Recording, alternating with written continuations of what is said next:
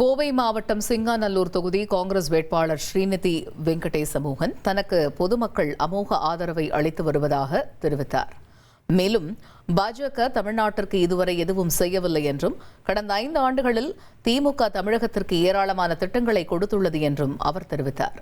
நான் வெற்றி பெறது உங்க வீட்டுல ஒரு பொண்ணு வெற்றி பெற மாதிரி தான் என்னைக்கும் ஒரு சாமானியன சட்டமன்றத்தை எழுப்பணும். எல்லாரும் சொல்றாங்க எதிராளி வலிமைன்னு. அப்படி கிடையாது. முதலமைச்சர் ஸ்டாலின் என்னைக்கு 23 கட்சியும் ஒன்றிணைச்சு கூட்டணி அறிவிச்சாரோ அன்னைக்கே அவங்களுக்கு பயமாயிருச்சு.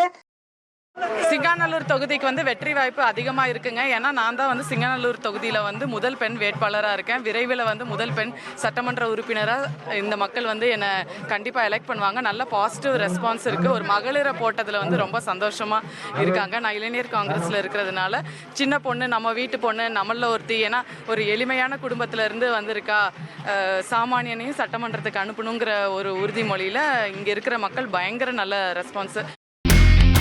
இனி செல்லும் இடமெல்லாம் செய்தி. தந்தி டிவியின் வாட்ஸ்அப் சேனலை ஃபாலோ பண்ணினா செல்ல இருக்கும் இடமெல்லாம் செய்தி. இதோ QR கோட் இப்பவே ஸ்கேன் பண்ணுங்க, ஃபாலோ பண்ணுங்க.